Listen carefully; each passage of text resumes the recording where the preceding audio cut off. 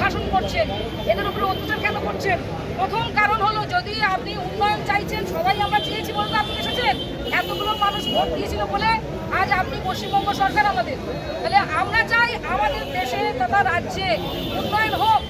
যদি মনে করেন যে প্ল্যাটফর্মে ছোটখাটো জলের দোকান, চায়ের দোকান, মুড়ির দোকান তুলে দিয়ে উন্নয়ন করবেন, প্রথম কথা হলো এগুলো মোটে উন্নয়ন নয়। আমরা সাধারণ যাত্রী, যদি আমাদের খিদে পাই 10 টাকার ঝালমুড়ি আমরা খেয়ে আমাদের পেট ভরাতে পারি। যদি পিপাসা পাই, এই দাদাদের কাছ থেকে, হকারদের কাছ থেকে একটা জলের বোতল কিনে দিলে 10 টাকার আমার পেট পিপাসা মিটবে। কিন্তু বড় বড় দোকানে, চাইনিজ দোকান, যেখানে বড় বড় খাবার হয়েছে, আমরা দেখছি এখানে স্যান্ডউইচের দোকান আছে, এগুলো নাকি উঠবে না। তাহলে কর্পোরেট রাজ চলছে কি এখানে?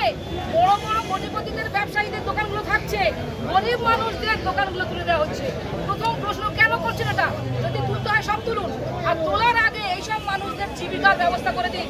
এদের মধ্যে BA pass, MA pass, BEd pass, এদের মধ্যে মাধ্যমিক পাস, উচ্চ মাধ্যমিক পাস এবং অল্প শিক্ষিত মানুষ আছে। তাদের শিক্ষা অনুযায়ী, যোগ্যতা অনুযায়ী তাদের কর্মসংস্থানের ব্যবস্থা করে দিন। বিকল্প ব্যবস্থা কি আছে?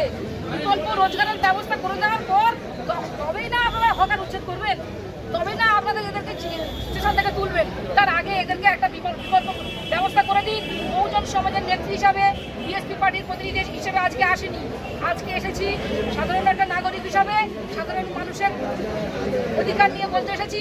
বাবা সাহেব আম্বেদকরের প্রতিনিধি হিসাবে বাবা সাহেব আম্বেদকরের সংবিধানকে তুলে ধরতে এসেছি, যে সংবিধানে বলে গেছেন বাবা সাহেব, সংখ্যা অনুযায়ী প্রতিটি মানুষের সমান অধিকার। তাহলে সমান অধিকার কোথায় হচ্ছে? আপনারা গরিবদের শোষণ করছেন আর ধনীদেরকে সুযোগ করে দিচ্ছেন। বড় বড় ব্যবসায়ীদের তারা তুলুন, কোটি ব্যবসায়ীদের, তাদের ব্যবসা যারা নষ্ট করতে পারবেন তাদের একটু উচ্ছেদ করে দেখান, তারপরে ছোট ছোট গরিব মানুষদেরকে উচ্ছেদ করবেন। আমাদের সমাজ, বহুজন সমাজ বলে যে গরিব পিছিয়ে পড়া মানুষদেরকে তুলতে হবে, তা নাহলে সমাজ উন্নয়ন হবে না। আগে গ্রাম থেকে, পাড়া থেকে গরিব মানুষদেরকে আগে শিক্ষিত করতে হবে, তাদের জীবন শিক্ষার ব্যবস্থা করতে হবে, তাদের উন্নয়নের ব্যবস্থা করতে হবে, তবে আমাদের সভ্যতা এগিয়ে যাবে।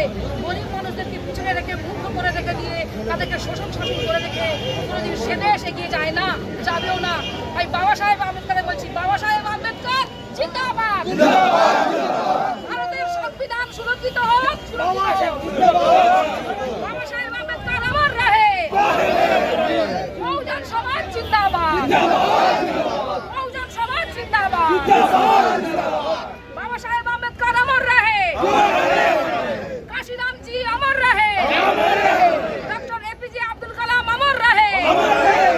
ভারতের সংবিধান ধ্বংস করা যাবে না, যাবে না। গরিবদের শোষণ করা যাবে না, যাবে না। হকারদের উচ্ছেদ করার আগে বিকল্প রোজগারের ব্যবস্থা করতে হবে, করতে হবে। গরিব মানুষের শোষণ করা যাবে না, যাবে না। সংখ্যা অনুযায়ী ভাগিদারিত্ব দিতে হবে, দিতে হবে। শিক্ষা চাই, কর্ম চাই, শিক্ষা চাই, কর্ম চাই। সামনে কারা? বহুজন। সামনে কারা? পিছনে কারা? ডাইনে কারা? বাঁয়ে কারা? সব দিকে কারা? ভারতবর্ষ কাদের? বহুজন সমাজ জিন্দাবাদ, বহুজন সমাজ জিন্দাবাদ। বহুজন সমাজের ইতিহাস মুছে ফেলা যায়নি, যাবে না। বহুজন সমাজের ইতিহাস মুছে ফেলা যায়নি, যাবে না। বহুজন সমাজের ইতিহাস মুছে ফেলা যায়নি, যাবে না। বাবা সাহেব আম্বেদকর জিন্দাবাদ। এসসি এসটি ওবিসি সংখ্যালঘু মানুষদের ইতিহাস মুছে ফেলা যায়নি, যাবে না। এসসি এসটি ওবিসি সংখ্যালঘু মানুষদের ইতিহাস মুছে ফেলা যায়নি, যাবে না। এসসি এসটি ওবিসি এবং সংখ্যালঘু কনভার্টেড যেসব মানুষ আছে তাদের ইতিহাস মুছে ফেলা যায়নি, যাবে না। এসসি এসটি ওবিসি কনভার্টেড মানুষের ঐক্য জিন্দাবাদ, জিন্দাবাদ।